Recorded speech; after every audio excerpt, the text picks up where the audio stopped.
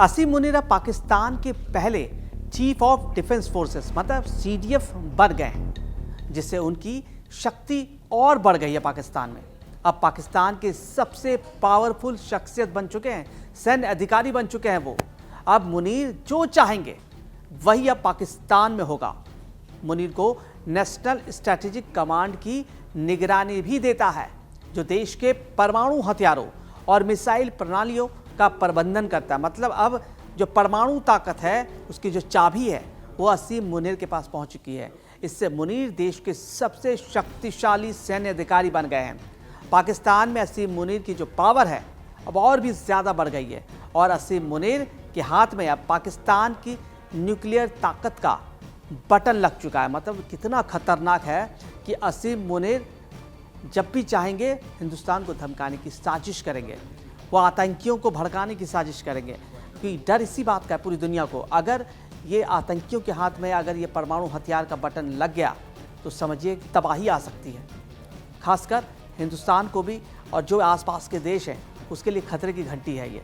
अब न्यूक्लियर ताकत का कंट्रोल मुनीर के हाथ में आ चुका है। हाल ही में शहबाज शरीफ सरकार ने पाकिस्तान के पहले चीफ ऑफ डिफेंस फोर्स मतलब सीडीएफ वही है जो हमारे देश में सीडीएस है, उसी के आधार पर उन्होंने सीडीएफ बनाया। वो तीनों ही सेना के अंगों का हेड होगा और ये फील्ड मार्शल असीम मुनीर की आधिकारिक नियुक्ति की गई है। ये देश में बनाया गया एक नया और शक्तिशाली सैन्य पद है। जैसे भारत में सीडीएस है वैसे पाकिस्तान में सीडीएफ है। इस नियुक्ति के साथ ही मुनीर अब 3 सशस्त्र सेनाओं और शीर्ष प्रमुख बन गए हैं। यही सुरक्षा वायुसेना और नौसेना प्रमुखों को भी दी गई है।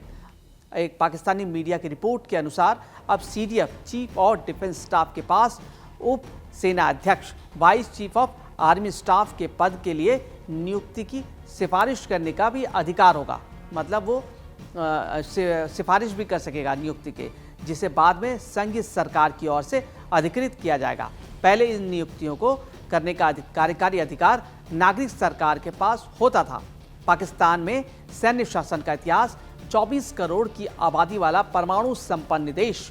पाकिस्तान अपनी स्थापना के बाद से 1947 से ही सिविल और सैन्य शासन के बीच उठापटक करता रहा है। देश पर खुलकर शासन करने वाला आखिरी सैन्य नेता परवेज मुशर्रफ था, जिन्हें 1999 में एक तख्ता पलट के जरिए सत्ता संभाली और 2008 तक राष्ट्रपति रहे।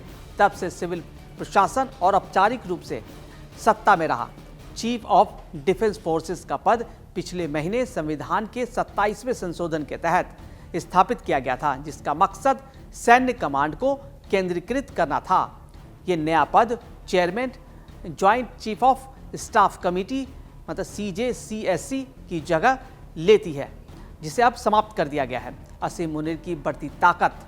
असीम मुनीर, जिन्हें इस साल फील्ड मार्शल के पद पर तैनात किया गया था, एक साथ सेना प्रमुख, COAS और CDF के पद का कार्य संभालेंगे अब, जिससे वो दशकों में पाकिस्तान के सबसे शक्तिशाली लोगों में शुमार हो गए हैं। वो पाकिस्तान के इतिहास में पहले सैन्य अधिकारी हैं जिनके पास 5 स्टार रैंक फील्ड मार्शल और COAS और CDF के संयुक्त कमान एक साथ हैं।